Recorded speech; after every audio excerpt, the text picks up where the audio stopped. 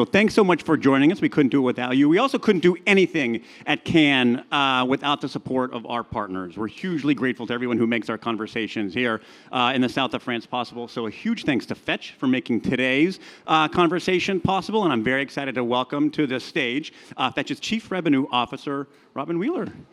Hello, Robin. Bonjour. All right. Thank you. I was hoping for a walk-on song. Thanks for being here. Let's start existential. What are we doing here? Tell us a little bit about yourself and about Fetch. We are here to enjoy the view. No, I'm just kidding. Well, we're here to talk about, what does it say over there? Loyalty and building brand connections in a crazy time, right? I am a mother of two, well, I guess they're older age Gen Alpha, lower age Gen Z. And they're teenagers. And like, I'm seeing this in real time, right? Like one day, Brandy Melville is all the rage. And like, we have to go to Hollister. And then I'm like, we're going to Hollister. And they're like, what? No, it's Aritzia and Addicted. And I'm like, ugh. Or it's like, it used to be, you know, Drunk Elephant. Now it's CeraVe and Rhode. So I can see it in real time that consumers are fickle and it's hard to keep people engaged. And I would say, you know, here's my POV on loyalty. We work with some of the biggest brands in the world, right? The Cokes, the Pepsis, the P&Gs, Unilevers, the Targets, the Taco Bells. So from restaurant to retail to CPG, all of the clients are talking about the same thing.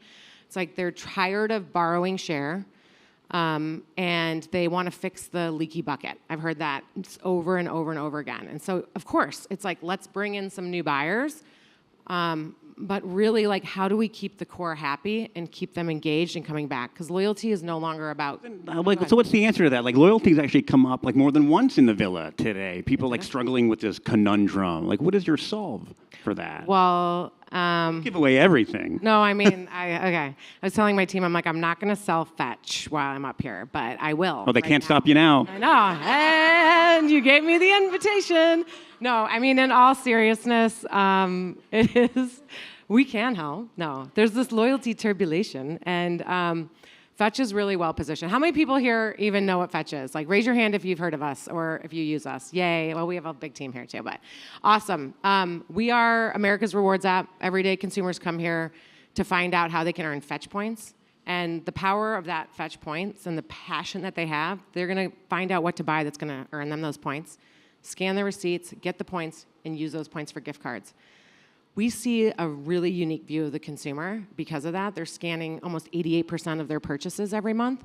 And so we know, you know, exactly that path. It's like, are you a new buyer?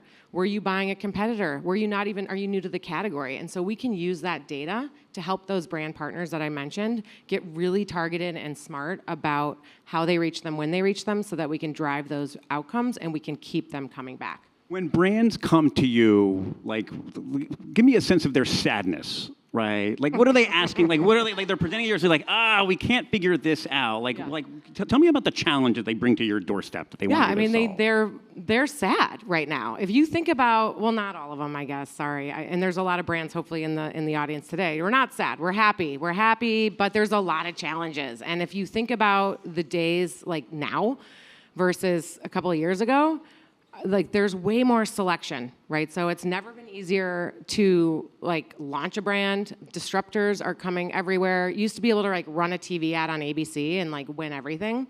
And now brands can be created by, you know, little startups and marketed, and all of a sudden you've got, you know, Poppi on the scene and giving a real run for the money to other big soda companies. And so selection is number one.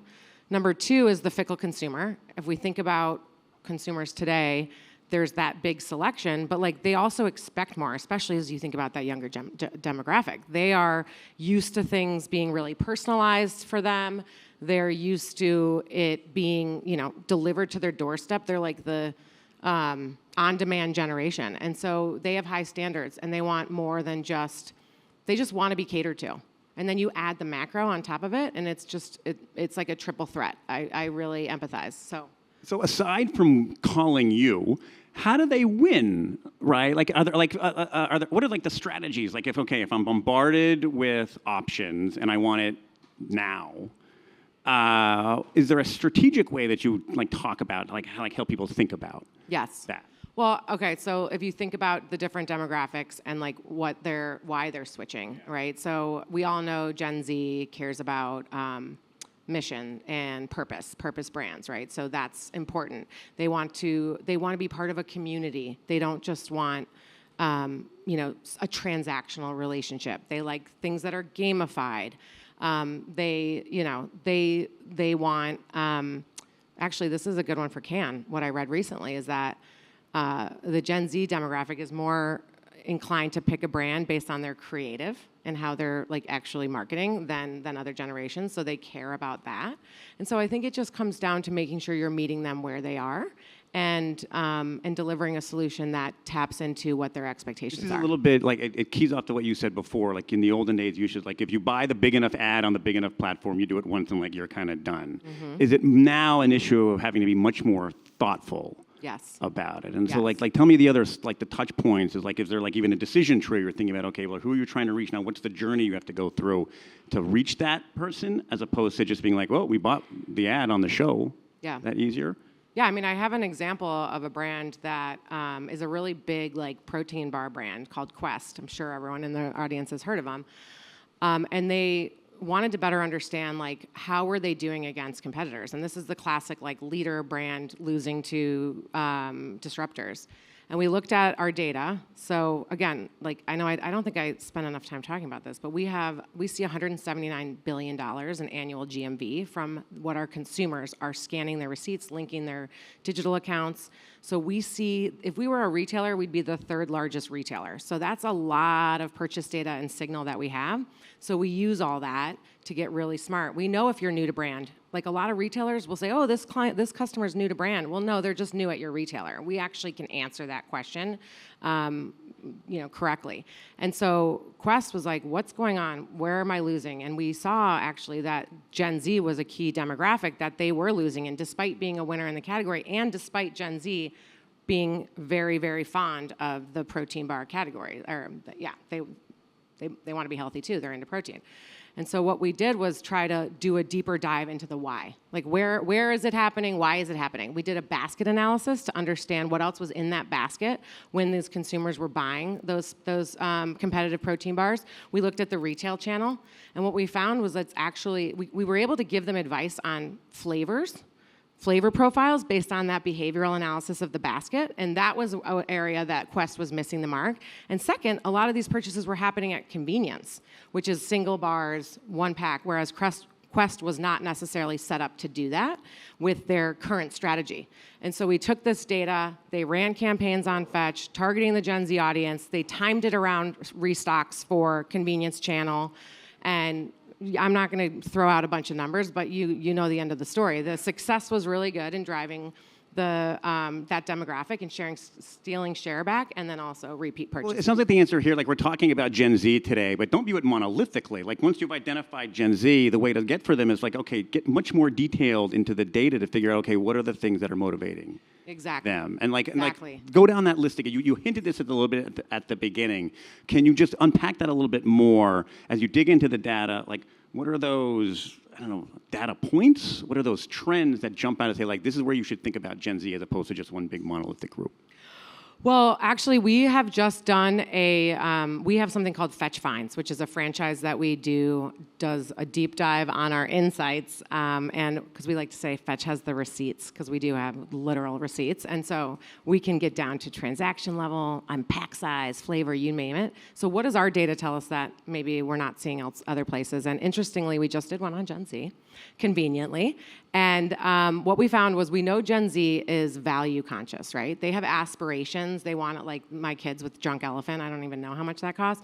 But they don't have the budgets all the time. So they're more interested in they'll go online and actually look and see where their savings. They'll go into an app. How can I earn a reward before they make their purchases? However, what we saw in our data was that they're least likely, a very, very low percentage of Gen Zs are actually trading down to private label, which I thought, wow, that's interesting. They want savings, but they still very much value brand and quality, and they don't necessarily believe that private label is of quality that they would want. So that was interesting, number one. Number two, shopping days. So what days do you guys do your shopping? Sunday, Saturday. Yep, me too. Most normal people do. Well, Gen Z, no. I'm just kidding. They do on, there's probably Gen Z people in here, sorry. They do their shopping on the weekends, but what we're seeing is the fastest growing day actually is Mondays. So they're going in and doing all their shopping on Mondays. They probably want to have the best weekend of their life, and they can't be bothered like doing their shopping, so they're going to save it till Monday. Maybe it's they're working from home. And I don't know. But I think that's interesting as you think about when you're trying to reach them, right? Go ahead. So these insights and more, find Robin at the Rose Bar after this. We're about to get the hook here, but I want to end on one thing before we have to turn over the microphones. We know one fun thing at Axios here, we do it one can thing. You're a can regular. Give us your hacks for surviving the week. Oh, God. Okay, so I have one, really. It's ease into the week and pace yourself. And my team did not take this lesson. They were out till 3 in the morning last night, and it's Tuesday. That was Monday night, everybody, but that's okay. I say ease into the week and pace yourself, and then go big as the end. They won't be ready to hang out on Wednesday when it gets really good, right? Yeah. Smart. That's awesome. Robin, thanks so much for being here. Huge thanks to Fetch for making this Thank you. conversation possible. Let's continue it. I'm bringing up Carrie Flynn from Axios. Thanks, Nick.